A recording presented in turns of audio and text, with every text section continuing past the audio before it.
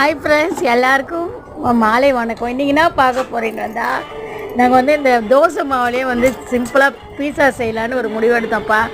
எல்லோரும் கடையில் வாங்கி சாப்பிட்ருப்பீங்க, ஆர்டர் போட்டு சாப்பிட்ருப்பீங்க, அப்புறம் வந்து வீட்லேயே கூட செஞ்சு சாப்பிடுங்க. ஆனால் நம்ம வீட்டில் அரைச்ச இட்லி மாவை வச்சு பீஸா செஞ்சு சாப்பிட்ருக்கீங்களான்னு மறக்காமல் சொல்லுங்கள்.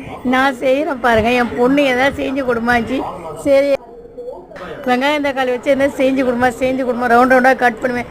ரவுண்டாக கட் பண்ணி என்னடா செய்யுது அப்படின்னு யோசிக்கும் போது, சரி நம்ம வீட்டில் தான் இட்லி மாவு இருக்கே, அதை ஊற்றி செஞ்சு கொடுக்க சொல்லிட்டு ரவுண்டாக இல்லாமல் ரொம்ப மெலிசாக இல்லாமல் திட்டமாக மீடியம் சைஸில் 2 கரண்டி மாவு எடுத்து நல்லா ஊற்றிட்டு, அதுக்கு மேலே நம்ம டொமேட்டோ சாஸை ஊற்றி, அதுக்கு மேலே கொஞ்சம் சோயா சாஸை ஊற்றி, நம்ம கட் பண்ணி வச்சு ஸ்லைஸாக வெங்காயம் தக்காளியில் வச்சு, அதுக்கப்புறம் நம்ம சீஸ் கொஞ்சம் இருந்தது அப்படியே மேலே நம்ம வீட்டில் வாங்கி வச்சுருந்த சீஸை நல்லா துருவி, தேங்காய் துருவி மேலே நல்லா அப்படியே மலைச்சாரல் மாதிரி மேலே ஃபுல்லாக போட்டு, அதுக்கப்புறம் நம்ம கொஞ்ச நேரம் அப்படியே போட்டு மூடி வச்சுட்டு 5 நிமிஷம் பொறுத்து எடுத்தால் என் ஸ்டைலில் தோசை மாவில் பீஸா ரெடி ஆயிடுச்சுப்பா.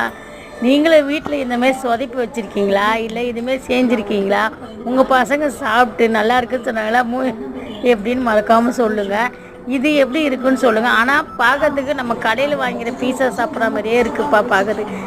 நான் குடை மிளகாவும் போடல, பச்சை மிளகாவும் போடல, வெறும் வெங்காயம் தக்காளி சீஸு அப்புறம் டொமேட்டோ சாஸு சோயா சாஸ் தாங்க. இது எப்படி இருக்குன்னு மறக்காமல் சொல்லுங்கள் ஃப்ரெண்ட்ஸ். நல்லா இல்லைன்னா மறக்காமல் சொல்லாதீங்க தயவுசெய்து.